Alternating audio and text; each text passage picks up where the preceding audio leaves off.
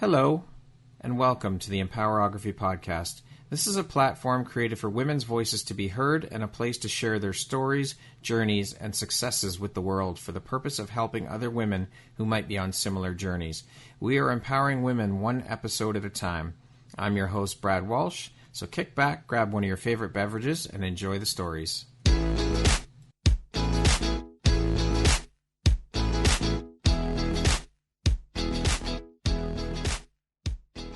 Hello, everyone. Brad Walsh here, your host of the Empowerography Podcast. Today, my guest is Kesley Tweed.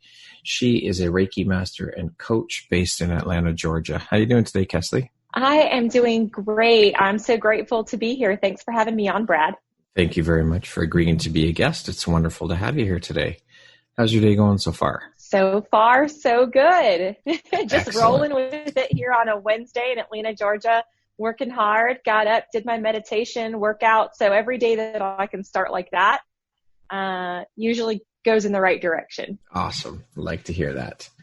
So, Kesley, you're a Reiki master, a certified strengths coach, an astrologer, and the owner of Iron Gypsy Coaching, as well as a co-founder of the movement called Shift Happens.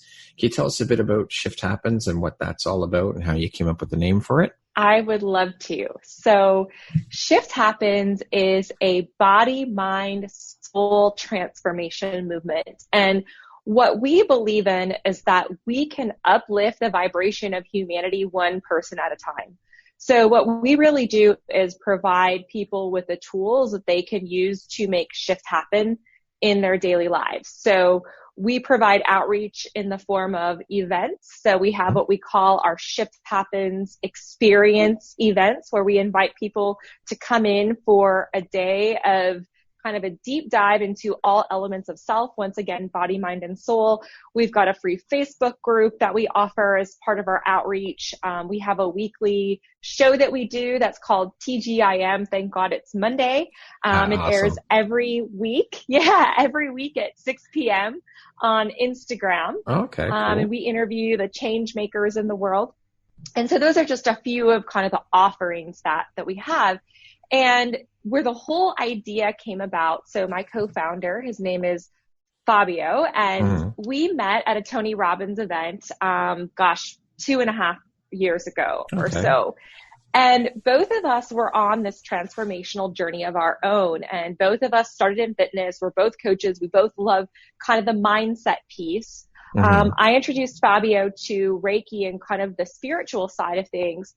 And together we decided, like, wow, these are the tools that can really help people shift their lives. Let's put our skills together, our knowledge together, and create something really amazing. And Fabio is really the marketing guru. He is really the marketing mind behind it all. And he was sitting at home one day, I think he was watching something on TV, and we kind of talked about this idea of shift, right? And making shifts. And he was watching something and it on the TV, and it said something about, not shift happens, but the other word. Yes, shift. Sure if I can say that word. Yes, you can say it. Yeah, right? Absolutely. Yes, you can. Shift happens. And he stepped back and he said to himself, yeah, but so does shift. And that's what we do, is we make shift happen. And we just thought it was a really catchy name that captures the essence of what we do. And that is helping people transform, change their lives, and really become the person that they want to be in the world. We always talk about being the change that you want to see. And that's essentially what we help people do through Shift Happens. Awesome. I love the name. It's very clever, and it is very catchy for sure. People will remember it, definitely. Yes, right. And the other really cool thing, you'll have to check us out online. Those who are listening, it's at Team Shift Happens. And my co-founder is at Coach Fabio 24. But if you go to our page on Instagram, you'll see our logo. And what I love about the logo is it's got, like a person, and the person has a heart in the center of the head in the center of the forehead. Okay. And again, that really captures what we try to do is, yes, we need to think about mindset. We need to think about doing and being on top of our minds, but we want people to be connected with their heart and really live from that heart space with passion and vitality and all those sorts of things. So it goes beyond just your traditional mindset to really helping people come to a place of fulfillment within themselves. I love it. I love your passion. I can hear it through the call. It's amazing. Thank you. What is a certified strengths coach, and how long have you been certified in doing that? Oh, great question. So I am what you call a Gallup certified strengths coach, and many people are familiar with the organization Gallup. They do a lot of, polling and surveys and consulting. And it was about 10 years ago when I was first starting my corporate career that I had the opportunity to take the Gallup Strengths Finder assessment. And what it does is it identifies your top strengths, what you really bring to the table. And like I said, I was new in my career. I was in a very heavily male-dominated field. I was one of the only communications people surrounded by engineers and lawyers, and I was very much doubting myself and what I had to offer. And I took this assessment, and it gave me so much confidence and so much clarity, and it helped me own my place, own my seat at the table. And so I carried that experience with me for 10 plus years. And last year, it just kind of popped into my awareness, this would really be something that I think could add value to what I do as a coach. Because what I do as a coach is I really help people fall in love with who they are, fall in love with their life, and use what they're great at to really create what they want to in life and to be the person that they want to be. And so I recalled that experience, and I was seeking out a training opportunity. There was one right here in Atlanta. So last December is when I took the class, and then I got certified in January. And really, like I said, what it's designed to do is to help people understand their strengths, and then what we say is name, claim, and aim. So becoming really familiar with what those strengths are, and there's a language that goes with this. So it's very easy to get clear. And then to start to see okay, how is this already showing up in my life? And then my favorite part of this coaching is what we call aiming the strength. Okay. And that is helping people set a goal, first of all, but secondly, use what they're already good at, use what they're best at to reach the goal. How many times do all of us look around and we see how everybody else is doing it? Or we see, someone who's famous or made it in the world, and we're like, wow, they made it that way. And then we try it and we fell, and we wonder why. And it's because we're trying to do it the way somebody else has done it, instead of doing it the way that is honoring the true essence of us, honoring the core of who we are and the strengths that we have. And so the important part about that is using those strengths and applying them and showing up more frequently as our best, and then also finding ways to develop them so that we can continue to grow and become even more effective using those strengths in every area of life. I think a lot of times when people think of this type of strengths coaching, if they are familiar with it, they think about it being applied in the corporate environment, in the workplace. But the way I see it is it really affects every area of life, from relationships to our health to, of course, our finances, career, all of those sorts of things. So that's what it is. That's how it works. Very cool. Yeah, you mentioned we see people making it or becoming successful, and we try to emulate the way that they did it. But what people forget is we're not them and they're not us. Every person is individual, and you have to find your own way to make it and do your thing and make it unique to you. Yes, absolutely. And that's what I love about strengths coaching, and something that I think we're also going to talk about, which is astrology, because it really honors that individual journey, that individual path. Yes, we are all human, and we all have fears and hopes and dreams. And a lot of that at our core is very similar, but on the outside, the experience that we have, or the knowledge that we have, or just, the things that make us, those gifts that we've been born with, they are very, very unique. I mean, I can't remember the exact number off the top of my head, but the odds that you would have the exact same strengths profile as someone else is like 1 in 33 million. It's 1 in millions, 1 in 33 million. It's crazy. We are all so unique. And when we honor that, that is when A, we're most successful, but B, beyond success, another word that I said earlier was fulfillment. Yeah. When you're working at your best, when you're working in that zone of genius, that zone of your strengths, that is when we're truly fulfilled. I mean, there are probably many of us, myself included, that have, been in those places in life where like, yeah, I'm doing really great. I'm climbing the ladder, whatever it is. But there's a part of us that's not full, that's not whole, that's not fulfilled. And that is the part of us that is yearning to be used. And many times that's our gifts and strengths that we're not fully applying in some situations. Yeah, very true. Very true. So you mentioned astrology. You are an astrologer. How did that whole thing come about? And tell us a bit about your experience as an astrologer and how you got into astrology. Yes, that is a great question because people often ask me, and I like to say is, I don't think I found astrology. I think astrology found me. And that's the way that it has been with much of my spiritual journey. I grew up was raised Catholic, grew up in a very religious home. I'm very grateful for that upbringing. And astrology was not something that was really in my reference at all. It was not something I was interested in until I went through my Reiki certification. And my teacher, I'm an Aquarius. My teacher was also an Aquarius. And so she started to share with me my first astrology report and some information. And there was this light about her and this connection that we shared. And I could see those similarities that we had as Aquarians. And I thought, there's got to be something to this. And so I dove in really deep. I started learning. And that period after I went through my Reiki training was really, it was an identity crisis. I was going through a time where I had left the corporate world behind. I was starting a coaching business. I was getting into this whole spiritual journey. I had sold all my belongings.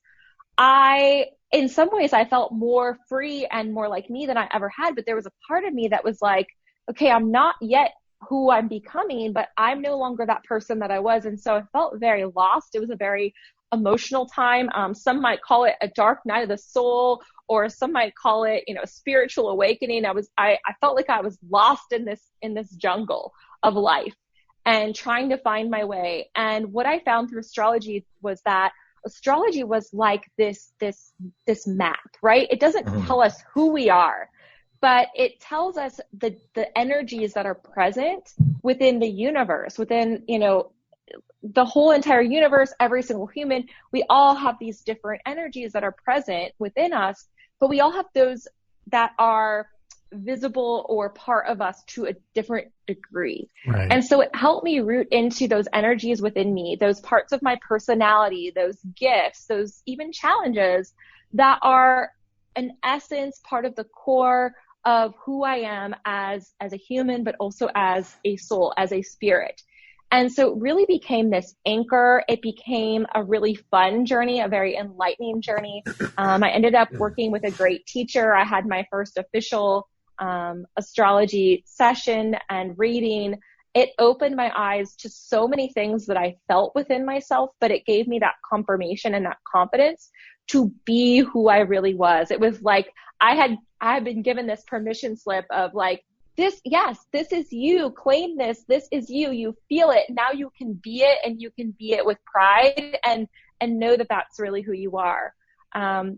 It just keeps going deeper. I mean, every single day I'm diving even deeper into my chart, and now I'm doing readings for others. But it's helped me understand myself. It's helped me understand people that I'm in relationship with, others in a whole new light, and really see their magic as well. And it's also given me so much peace. Just for example, this year, 2020, from an astrology perspective, we knew, like astrologers knew, they've been talking about for decades that this was going to be a massive year with so many shifts, and it was going to be a challenging year, but it was going to be an awakening year. And so with everything that we've been going through, astrology has kind of been that anchor that has helped me see like we are going through all of this for a reason. This is not just, happening to punish us or to give us challenges. This is the universe pushing us along, helping us grow, helping us evolve, helping us reach the next level of humanity. So it gives me so much peace and comfort in these times of challenge in my personal life, as well as what we're seeing in the collective. You mentioned the word awakening, and I think that's exactly what this is right now, what the world's going through. And I think it's exactly what was needed. There needed to be change. And I mean, it's unfortunate that we've lost so many lives due to COVID. And then, of course, the whole George Floyd situation and the marches and the protests, and the death is something else it's sad, but these changes were definitely needed, I think, in the world, in the universe. And we just have to try and find the silver lining in all of this that's been going on and move forward. I mean, we've got 6 months left in the year. We got to make the best of it. Mm-hmm. Yes. And I'm really glad that you said that, because certainly this is a very challenging time. And my heart breaks when I think about the impacts and the challenges we've all been through at a personal level, and this human experience, this human journey, and the pain that sometimes comes with that. What does give me so much hope is that words like compassion, words like love, words like forgiveness and hope and peace and unity, they are becoming part of the common language that it's part of the collective conversation at this time. And it's heartbreaking what we've been through in the process, mm-hmm. but I have so much hope for the bright future that we are all together creating at this time. I would agree with that. So you are also the owner of Iron Gypsy Coaching. Can you tell us a bit about that? Certainly. So Iron Gypsy Coaching is really it brings together all of the tools that I love, all the things that I've used on my journey. So including astrology is part of the Iron Gypsy Coaching umbrella. The Gallup Certified Strengths Coaching is part of that. The Reiki is part of that. I do not use or coach anything that I haven't done or incorporated personally into myself. And the way that Iron Gypsy began, and I know one of your questions is about the name, so mm-hmm. I'm going to kind of maybe jump ahead a little bit, but it's important to kind of putting this all in a frame of reference. Yeah. So when I started Iron Gypsy, the whole way that all this began was when I left my corporate job and I wanted to become a fitness coach, hence the iron part of the name. And I was going to be traveling. So Iron Gypsy was first a travel blog, and it's expanded into the business. And when it began, it was purely the intention of Iron Gypsy Coaching was to help people create transformation in their bodies. I was doing fitness competitions at the time. Like, fitness was it for me. That was the essence of my being, my purpose for getting up in the morning.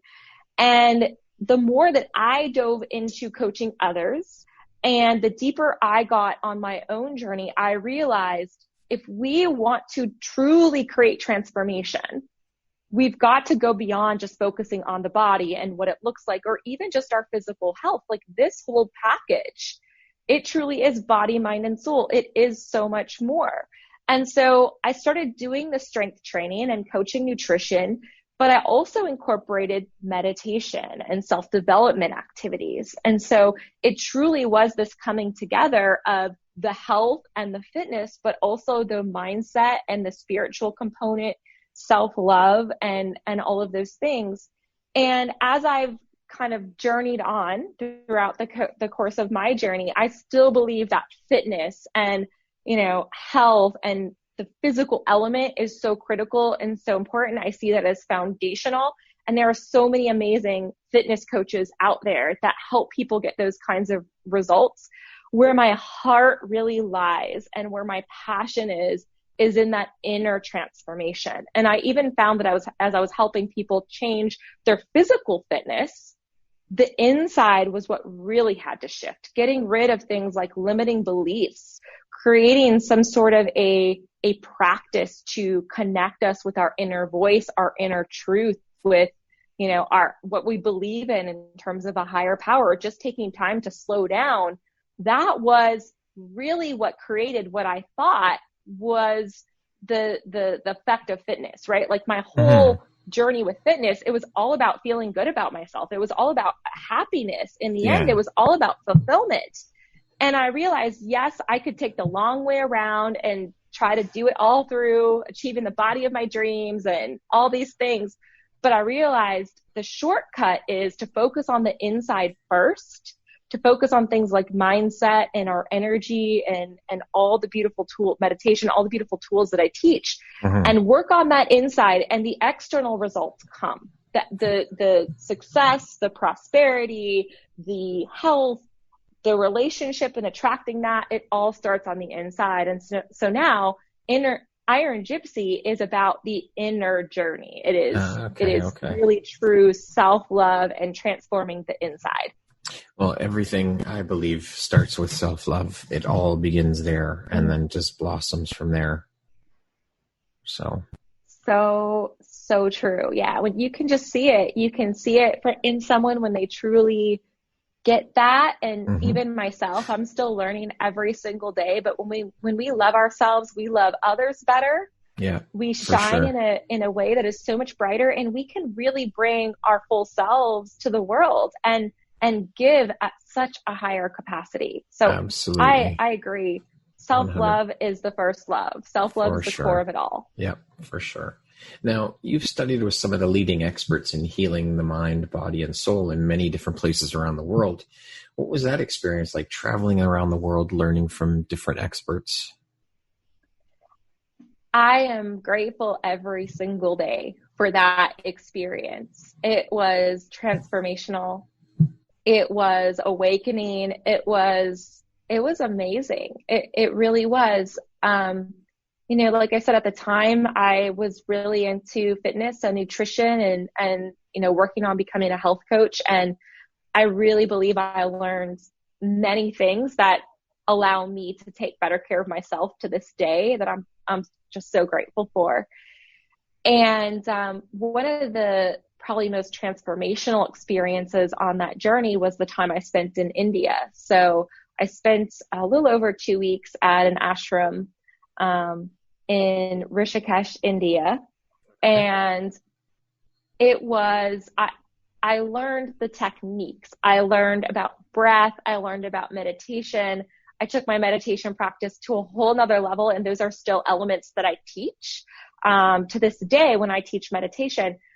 I think what was the biggest benefit of that was beyond just the information, was the way that experience taught me to get out of my comfort zone and open my mind. I mean, the way that I was living when I was at the ashram was completely counterintuitive to anything that I'd ever done. I mean, I grew up here in America. I was in the corporate world. It was all about achieving, and you get up and you work hard and you do.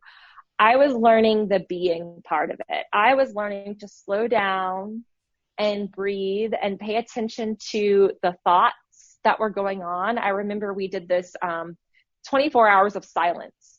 And this 24 hours of silence was one of the most uncomfortable experiences of my life because I've never been quiet. Yeah. Right? And it was only 24 hours. Some people do this for like a week or longer. I've heard of the week-long ones. Yeah. It was insane. I mean, when you get that quiet for that long, suddenly the voices inside your head that you can kind of ignore when you're keeping busy and you're doing all the time, they get really loud. That inner critic got so loud. And, I had just left my job and I didn't have a stable income, and here I am traveling around the world. And the voice of that critic was coming up with everything like, you're crazy. What are you doing? What are they going to think of you? You're going to be broke living on the street and have nothing. Like, what were you thinking? And that was what was going on in my mind. Right. Mm-hmm. And it shifted me so far out of my comfort zone that I could no longer ignore the parts of me that needed to be healed, the parts of me that needed to be heard so that they could be transformed.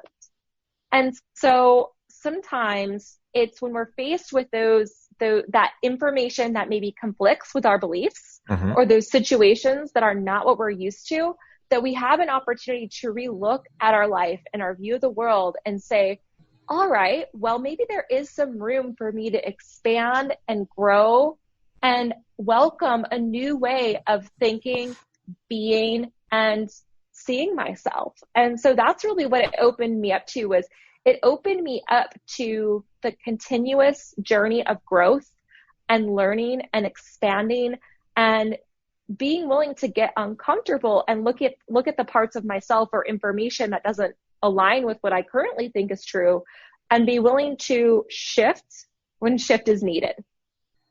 I love it.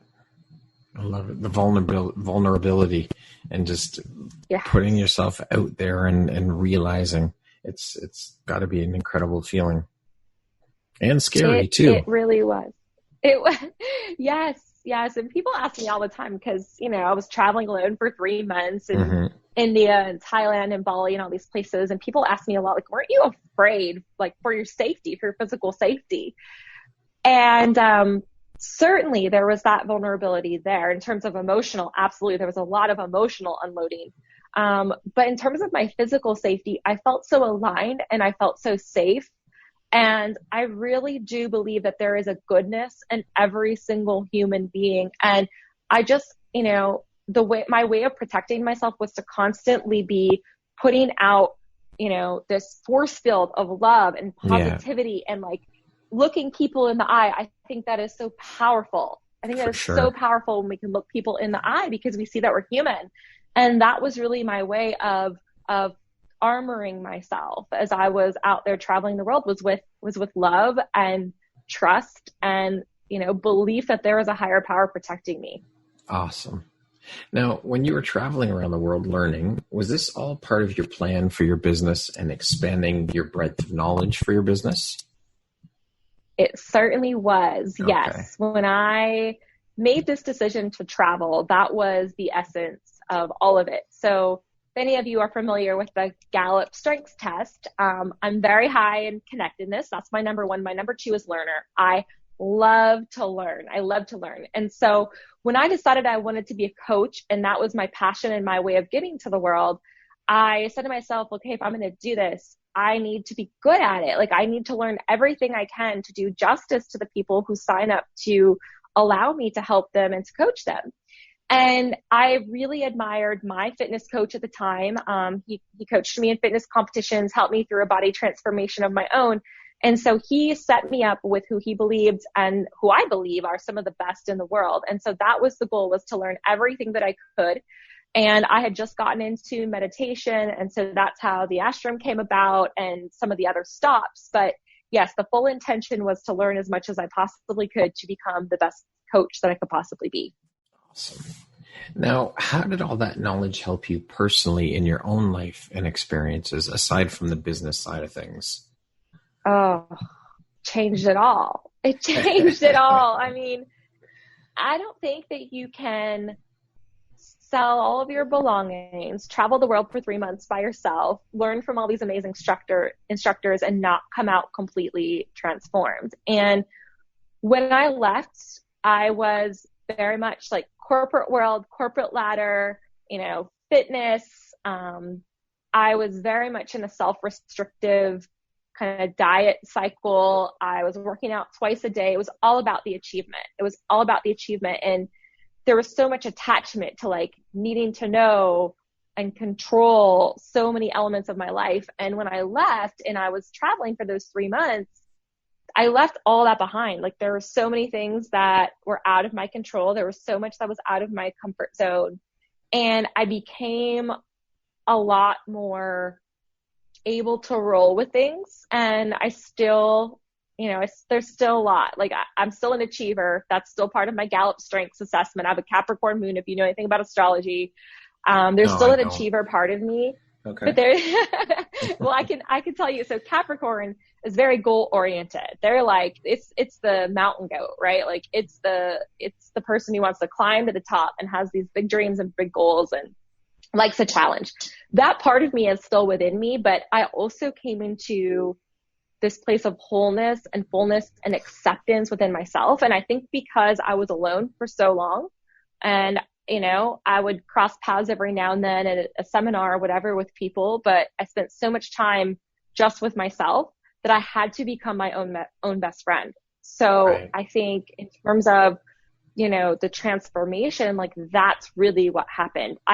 Again, the practical knowledge and all the things that I learned, but it was really just opening up my mind, spending so much time alone, going to places that were outside my comfort zone that really was the root of the transformation process that took place. But Awesome. I came back I felt like it was a totally different person. I mean, people who know me, and at my core, I was still the same. But what was important to me, I think, is what really had shifted. Well, what do they say? Nothing grows in comfort zones, right? So you got to step outside for that personal growth, and it's scary. It's scary as hell to step outside your comfort zone, but it can be so invigorating and so rewarding, and such an incredible feeling when you do. Yes. And it was, I felt so free. The word gypsy is in my name, and that's literally what I felt like when I was out traveling. And it was this gypsy that was open to seeing the world, but really I was discovering the world, like the parts of myself that I'd never taken time to examine or look at before. So what is it that excites you about being an entrepreneur? So full disclosure, first of all, I do have a full-time job, so I'm not a full-time entrepreneur. I just want to put that out there. I don't want to pull the wool over anyone's eyes. But what excites me about being an entrepreneur is this opportunity to truly, I talked about being the change that you want to see in the world. Yeah. To truly do that, to truly create from such an authentic place. I love to create, whether it's programs or guided meditations or astrology reports. I love to create, and I love the creative freedom that comes with being an entrepreneur. And I love that I have the opportunity to choose how it is that I want to have my small little impact in the world. And that's really what I love about being an entrepreneur, is that creative freedom. Awesome. Yeah, it's I think a lot of people go into entrepreneurship thinking it's going to be this easy ride and I get to make my own hours and I can work whenever. It's not that at all. It's a lot of hard work. And I think that's part of the reason that entrepreneurs fail, is they don't set themselves up for what's to come. It takes a lot of work, but if you love what you're doing, it's not work. It's amazing. That is so true. And I know one of your questions later, I can probably come up with another answer for this if you still want to get to it, but you asked about learnings or biggest failures. And I think in terms of being an entrepreneur, what being an entrepreneur has given me, the gift that it's taught me, is patience, right? Like when I left my full-time job, I traveled for 3 months. I'm like, I learned from all these famous people. Like they're really great. I have all this knowledge. All right, like I'm just going to become an entrepreneur, and that's just, the path. Like that's how it's going to work. Well, I first launched my business and it went really well. I had some great programs, created these great bonds, helped all these clients. To be completely frank and honest, and I'll be very transparent about this, it wasn't paying the bills. It wasn't paying the bills. It wasn't paying the rent at that time. And, I thought that maybe it meant I wasn't supposed to be an entrepreneur. Like, you know what? I'm just not cut out for this. Like, I don't have it. I don't have what it takes. And what I realized from that, I'll call it a failure even, right? The first time I launched my business financially, it wasn't in the place that I wanted it to be. That failure, what I learned was patience. Just because it doesn't go the way we want to right away doesn't mean that it's quit. It means find another way to make those dreams a reality. And so what that meant for me was going back to work full time and spending my nights and weekends and every ounce of passion that I have, like putting it into the business and figuring it out and learning more and continuing to grow. I'm not saying it's the right way, but it's the way that it worked out for me and is continuing to evolve for me. And it's the patience. Like this whole journey has taught me to roll with it, to not to try to control or try to resist, just go with it and trust it's all going to work out. And to stay patient and to trust yourself, trust your passion, and don't give up. Don't give up. Patience is key for sure. I was in the same boat 2 years even into, I'll be 3 years full-time next month. And 2 years in even, I was just starting to hit my stride then. But up until that point, it's like, I'm not where I want to be. I'm not where I thought I would be. And I was getting very, very impatient and frustrated. And yeah, of course, there were times where I thought, am I doing the right thing? should I just throw in the towel and just, go back to getting a full-time job? But if you persist and you put in the hard work and you keep at it and don't give up, you'll get there. You just have to be able to commit to putting in the work. Yes.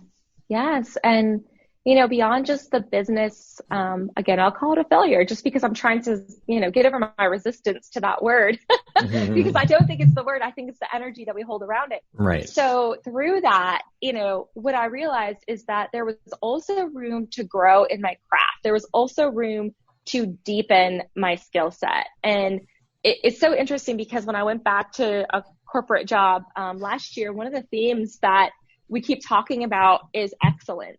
Mm-hmm. And I keep thinking about beyond, that environment in my own business, like where was I not yet and where am I still not at a level of excellence? And what do I need to do to continue to get there? Because, this is my mission. This is my purpose. This is what I get up in the morning to do, is to help people and to coach. And astrology and all, it's all about the tool. The tools are important, but really the purpose is to help people, again, fall in love with themselves, fall in love with life. And there are ways that I can be better at that. So had my business just, okay, I want to do Reiki or I want to do astrology and just rise to the top and all of a sudden all my bills are paid, I never would have had that hunger and that desire that I now have to continue to be better and better and better. And I don't ever want that to go away. So I'm really, really grateful that I've taken, as I like to call it, the long way around. Well, I don't think it ever goes away because I think there's always room for improvement and we're always learning and there's always new things to learn and grow. And I don't think that ever stops. You're right about that. You're absolutely right about that. And that's one of the beautiful things about being a human is, this earth school, as I sometimes like to call it, like we're always learning and always growing. But, I faced a time when I went back to working full time where I actually considered giving up the business, giving up Iron Gypsy. Yeah. Like shift happens. I didn't really have a lot of time for it. And when I faced the reality of what that would mean to give that up, suddenly this hunger inside of me was so much stronger than it had ever been before. Awesome. What do you think your unique skill set or superpower is that's helped you become successful? That's a great question. So I do have my Gallup, like I said, I have my Gallup certified strengths test that has words for my top 5 strengths, but I'm not actually going to go with one of those. What I think it is curiosity. Okay. I am so curious about people and who they really are, what's going on beneath the surface. I'm so curious about like life and what's going to happen next and what more can I learn? And I talked about that hunger earlier. Like I'm just thirsty for knowledge about what makes us all who we are, what makes us tick. Like, what are we all doing here? What is our purpose for being here on this earth? Like, where is the world going now? Like, there's just this deep, deep, deep curiosity.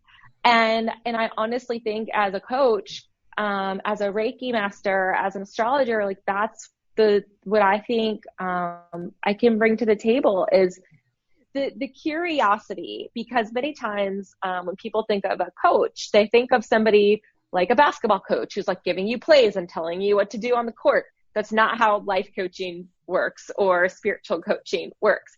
It's more about questions. It's more about helping people find answers within themselves. And so, curiosity, I would say, is number 1. And number 2 is true, like, care and compassion. Like, I care so much what happens for my clients, and I care so much about seeing them feeling and being at their best. So yeah, certainly curiosity and care and compassion. Very cool. If you could go back, would you change anything about how you did things? I like that this is a yes or no question. I'm going to say no. I would not. So I would not change anything. I would probably change not decisions, but the way the way in which I approached life in some situations. Okay. Like I said, I've learned to be so much more patient. It's something that I'm learning every single day. I'm learning to trust. I'm learning to roll with it. I'm learning to not get so anxious and uptight. I lived most of my life, probably up until my mid-30s, in this place of anxiety. I've never been diagnosed with anxiety, but I just was constantly tense. I was constantly wondering what other people thought. I was constantly worried about not being good enough. And so I've lived a very amazing life. I've had so much joy in my life, but I think it could have been even more joyful. And there was even more to be grateful for than what I saw. But I didn't always see it because I lived in this place of anxiety and being so worried about failing and being so worried about what other people thought. So it wouldn't be any of the decisions, but it would be the way in which I went about it. Interesting. I think a lot of people get caught up in that, worrying about what everyone else thinks. And is this person going to like this? Or if I do this, are they going to be upset? Or you can't live like that. You'll put yourself through hell living that way. Yes, exactly. You can't control anybody else. You can't even control, what they do or their reaction to you. All you can control is you and how you show up and your energy and your reaction to the way that they show up or the way that they respond. And so I realized I wasted so much energy trying to control things I couldn't control. And I also realized that that's what it really was. I was seeking to have control. And now I'm like, you know what? That's not even right. I don't want to control how anyone else shows up or what they do or what they think. I trust them to make their decisions for themselves, and they're gonna deal with it. They're gonna be okay. Yep. The thing that I need to stay focused on is, I like to say it this way, like, think about when you're back in school and your teacher would always say, keep your eyes on your own paper. Yeah, it's not to say we shouldn't help our neighbor, but it doesn't need to be a comparison game. We don't need to be worried about what they're doing or how they're going to respond to us. We can control ourselves, and that's it. That's right. That's right. What was a turning point in your life, and how did it affect you? We're getting deep now. So turning point in my life was when I was in my early 30s, late 20s. I went through a divorce, and I got married at a very young age. I was 23 when I got married, from a very small town. That's very common.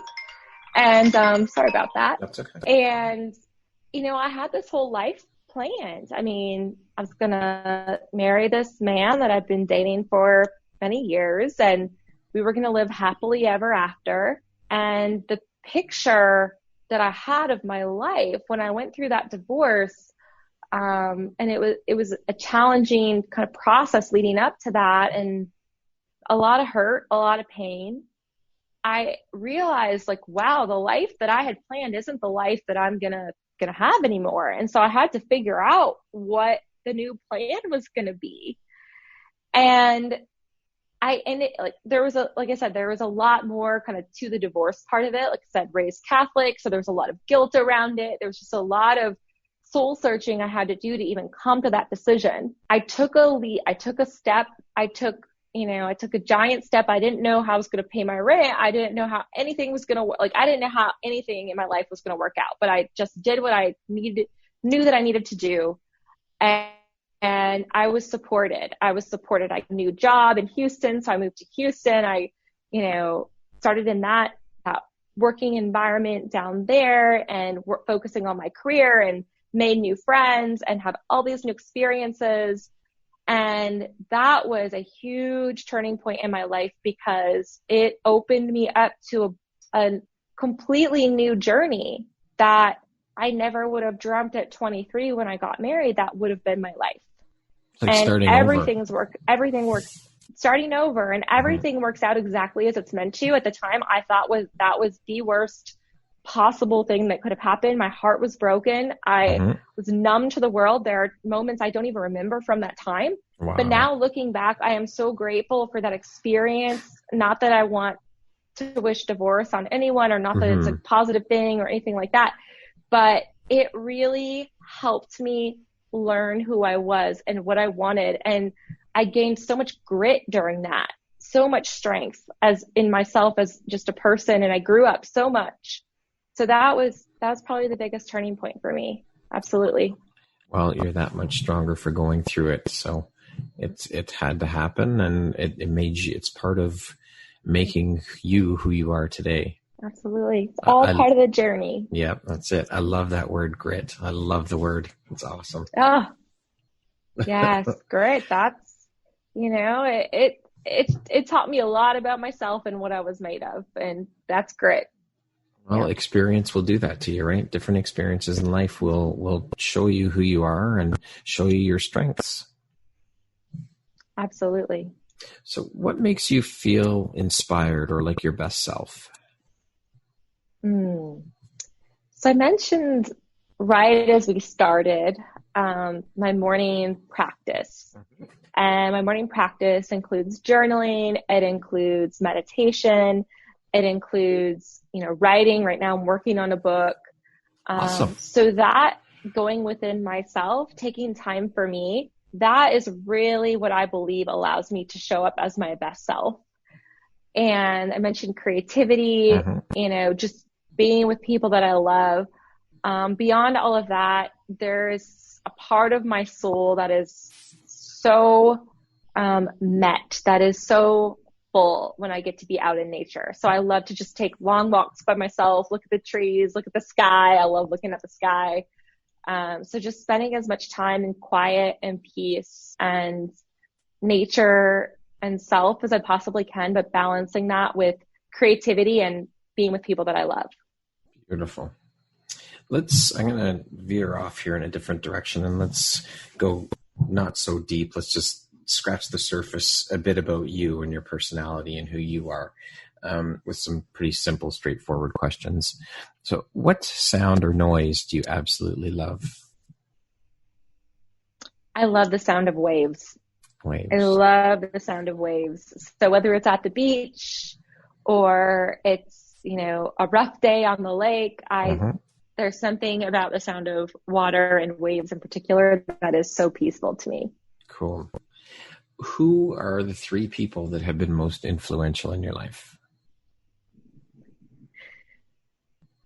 That is probably the hardest question on your list because I have been blessed. I have been blessed with the most amazing mentors, teachers, friends, human beings to cross my path. Like I could never limit it to 3. I have to say my parents have given me so much. Like they gave me everything I could have asked for in terms of needs being met and love and support that anyone could ask for. So certainly my parents, my Reiki teacher has been very influential in my life. My astrology teacher, I've been working with a coach and therapist and counselor. His name's Dr. Lee, and he teaches me all about love and being in the unconditional state of love. He has been super impactful in my life. I've had amazing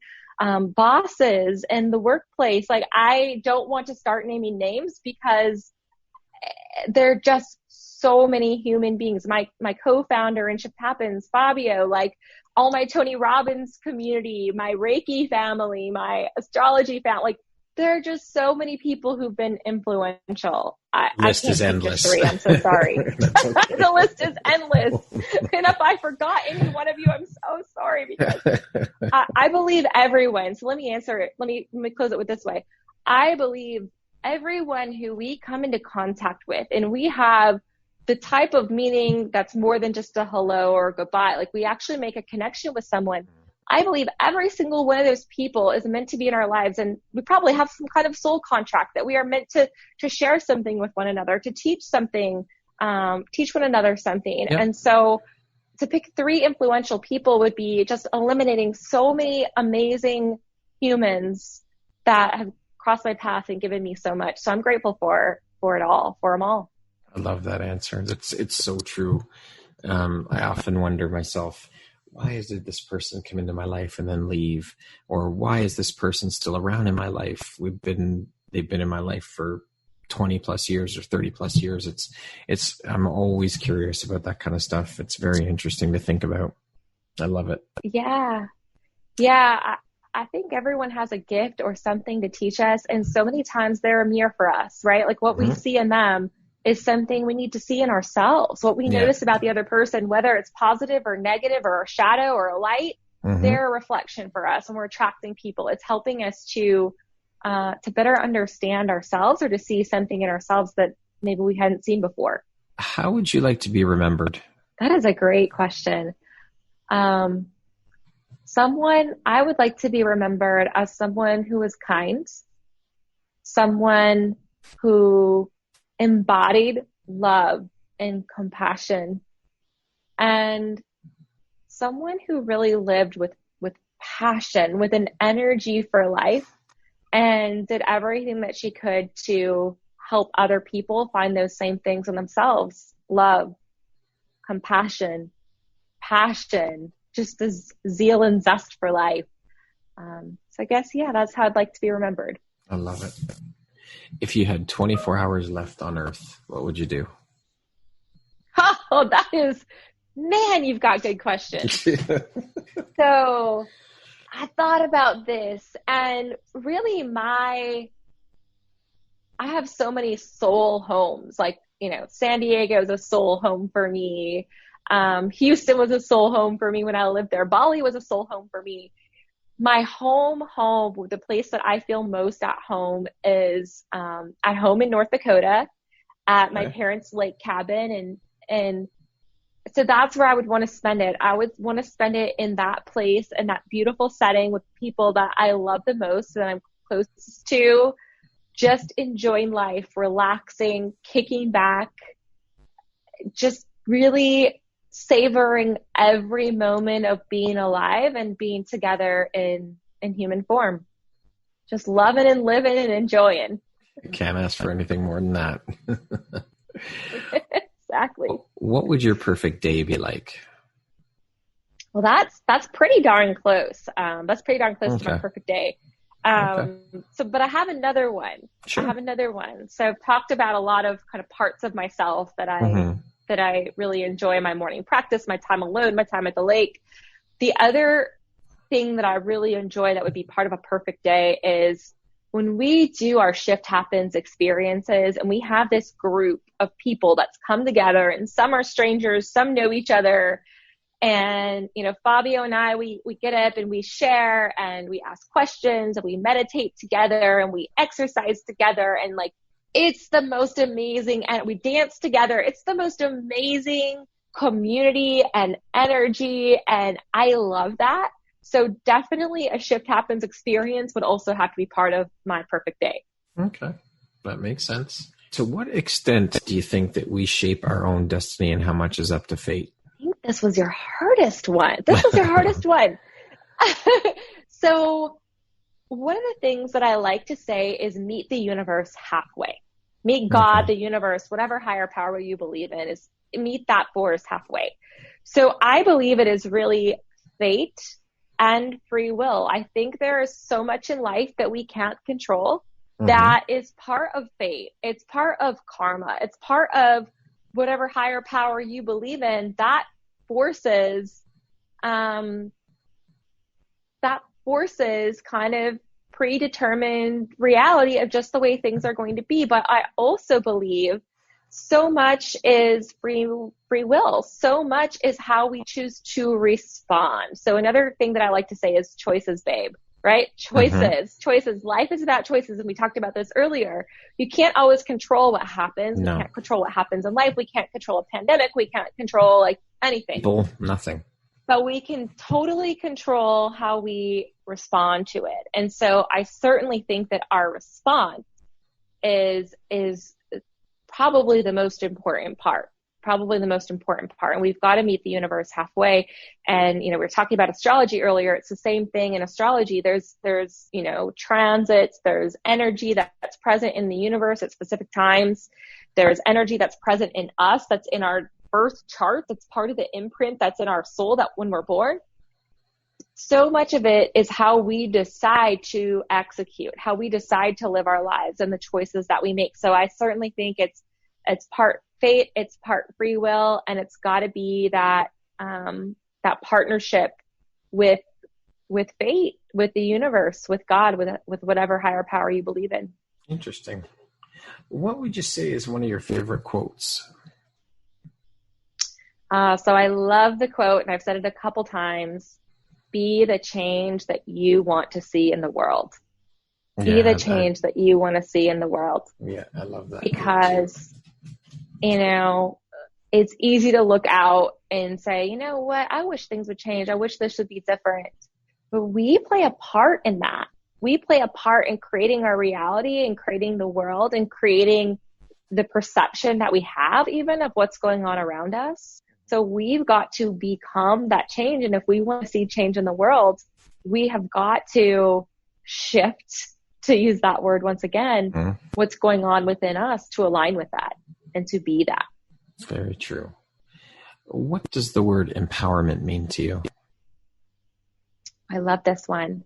So empowerment, I've been meditating on the word power quite a bit this year, and empowerment. And empowerment to me is this force that comes from within that is so naturally you, that is so self-contained. It's not about controlling or having power over anyone else.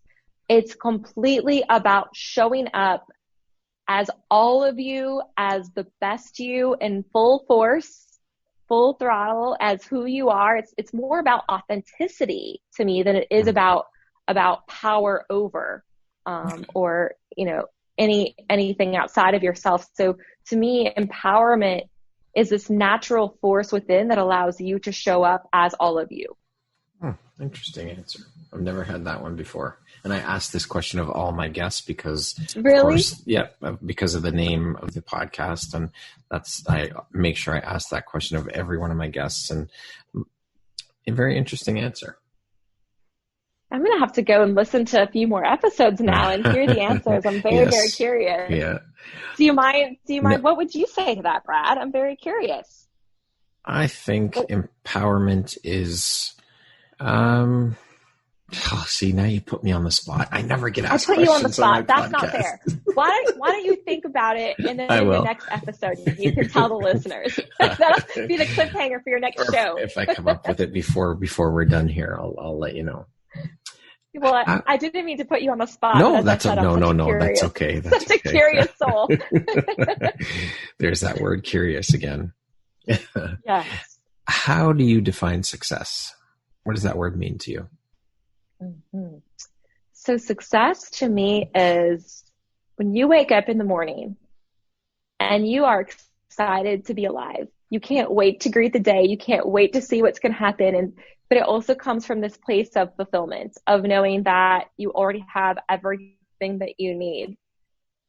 And, so it's once again, similar to my definition of empowerment, it's nothing external. Success to me is completely self-contained, and it's completely an emotion that comes from within, and it really stems from fulfillment. Yeah, I would agree with that. I think, now I'll answer this one. Success to me is happiness. Like you said, alluded to, talking about waking up, being happy to start the day and being excited to be your best self and do what you do and just be you. That to me, success is happiness to me. I like that. And that's such a simple answer. Success is happiness. And when you look at research and you look what people really want, that's the root of it all. And isn't it funny though how we go about it in such a, to use long way around again. Like we try to take the long way around. Like I've got to get this and earn this and this much money and buy this, and then that'll give me happiness. And it's so interesting when we step back and we examine that and we say, you know what? What if I could just start from building the happiness within, and then whatever else comes. I think if you're happy within, as we talked about earlier, if you're happy within, that exudes out of you, that comes out of every pore. And in turn, I think that is contagious and infectious with other people. They see that and become that. Absolutely. And then when you're happy and everyone around you is happy, that is success. And that's how we change the world. For sure. For sure. That's how we change the world. That's right. If you could step into my shoes, what would you have asked yourself that I didn't ask you? Really, and this is the honest truth, Mm-hmm. this is one of the best interviews I've ever had. I don't think there's anything that you didn't ask me. You really covered the whole list. Well, thank you. I'm flattered. It's true. These are great questions. Okay. What is the one book you would like to suggest to listeners? Actually, sorry, I'm going to add one. Oh, sure. I just thought of a question. Sure. So this is probably the most commonly asked question that I get, and that is, where did your name come from? Kesley. Oh, okay. I've never heard that name before. Where did it come from? So real quickly, my parents love to ski, and there is a brand of skis. It's spelled Kastle, something like that. I think it's pronounced Kesley, something along those lines. And they decided if they ever had a girl, they were going to change the spelling to simplify it, name her Kesley. That became me. I was their first and only daughter. And so if you want to know how it's spelled, it's Kesley, just like Kelsey, but the S and L are flipped around. So that was the one question I get asked a lot that you didn't ask, but you covered everything else. Well, I'm glad so you're enjoying it. I'm having a lot of fun. Back to the you said the book, right? Yes, that was the question? Yep. What book would I recommend? So my very favorite book that was most transformational for me, and I started to read it when I initially began my meditation practice. And what I would do is I would read a chapter in the book, and then I would meditate on it for one day or several days, as long as I felt I needed to. And the book is by Deepak Chopra, and it's The 7 Spiritual Laws of Success. It's very short. It's a very simple read, but it's the type of book that allows you to actually reflect on your life and create change from that new place of awareness. And that's why I love it. We'll have to check that one out for sure. I'll add one more because I think that this is one of the most, one of the books that I heard the title and I had a big misconception about what it was about. And the book is called Think and Grow Rich. Yes. And by Napoleon Hill. It's a self-development classic. And I wrote this book off. I was like, I don't need to read this book. It's all about making money and I'm about fulfillment. I don't think this is going to help me. When I actually read the book, it is one of the deepest books I've ever read in terms of just life philosophy, mindset. There's a lot of spiritual principles in there as well. It literally this year, I've read it 2 years in a row, starting at the beginning of the year in January, right after kind of New Year's resolution timeframe. It has created the biggest mindset shift in myself. Like I said, the inner critic that used to exist and the negativity that used to exist, I used to have to fight it. Think and Grow Rich is the book that helped me literally transform my mindset and embody this place of optimism and possibility. And I think it's a fantastic book for everyone to read. I have not read that one either. I know of it, but I will definitely put that on my list as well. What would you say is the most important thing you've learned in your life? And what was your life like before learning it? And what was your life like after learning it? The biggest thing that I've learned is trust the process. Trust the process. It's all going to work out in the end. Another one of my favorite quotes. I'm not going to say it perfectly. Everything's going to work out in the end. And if it's not okay, it's not the end. John Lennon. At the end of the day, right? Is that? John Lennon. I see it on Instagram all the time. It's like constantly a message from the universe, like a divine message. Like, you need to remember, like, today, maybe things feel a little bit, off, or you're not quite sure how things are going to turn out. But in the end, when we look back at our life and we absorb the lessons and the knowledge and the evolution and are grateful for even the little things, we suddenly step back and realize, like, wow, that all worked out. That all worked out in the end. And to go along with that, I've mentioned it many times, patience. Yeah. Patience. For sure. Patience is key. It's a virtue, as they say. And it is a virtue. And to answer what was my life like after learning this, I feel so much more free, so much less stressed, so much more me, so much more alive. Yeah. Beautiful. Amazing. Do you have any big projects that you're currently working on that you're coming down the pike that you'd like to share with the audience? Oh, absolutely. So there's a little book I've been working. There's a little book I've been working on. It's a couple hundred pages now, actually. Awesome. I've been writing Awesome. this book for about a year and a half. Mm-hmm. And I'm on my last couple of chapters for like the third rewrite. And the book is called You Are Magic. Awesome. You Are Magic. And it's my own personal journey. It's all the tools. It's filled with journal questions and activities. It is a guided journey to your own transformation and finding the magic within you. And I cannot wait to share it. This is like the biggest thing that's probably taught me patience is writing this book, but I cannot wait to share it. And for those who are interested, the best way to find out about it when it's going to be released is to go to my website, which is KesleyTweed.com, and add your name to my email list, which you can do there. And then you can also follow me on Instagram, which is @IronGypsyLife. Awesome. Well, we'll have to have you back on the show when the book is finally released and you can talk about it, and we'll have you back for another interview for sure.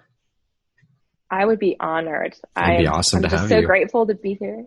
Yeah, I'm grateful to be here. I love your mission. I love what you're doing and empowering women and sharing stories. And it's been an amazing experience. So just so much gratitude for you. Thank you. Thank you. That means a lot to me. For your journey that you're on and what you're sharing. Thank you so much. If you could go back and give your younger self one piece of advice, what would that piece of advice be?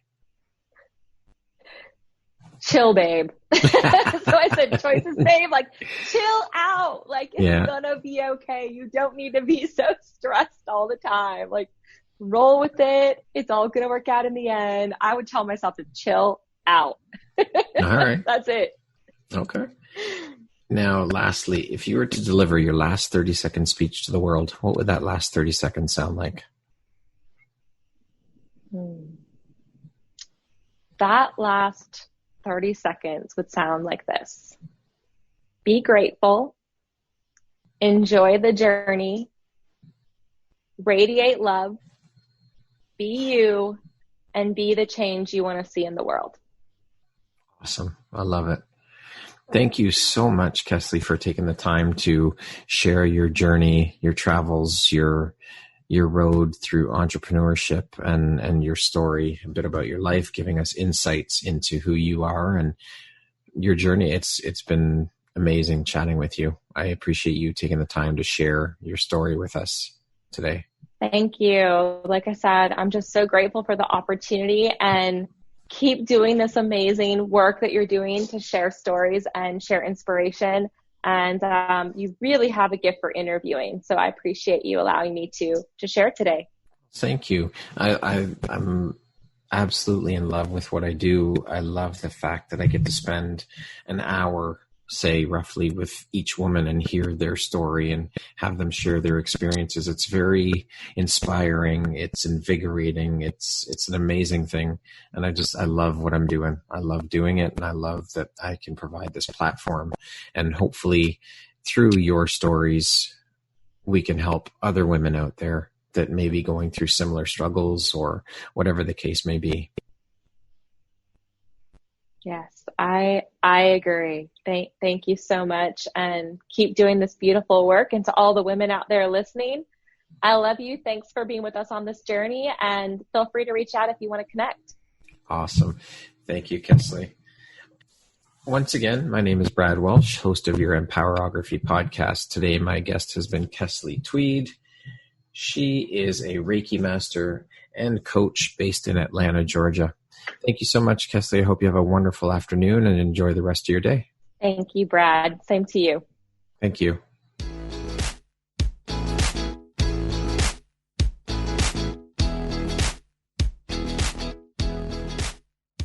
Thank you very much for listening to this podcast. If you haven't yet, please be sure to subscribe, rate, review, and share with all your friends. You can find me at visuphoria.ca. Follow me on Instagram at Empowerography Podcast and on Facebook at Empowerography. Please join me next time for another inspirational story from yet another amazing woman.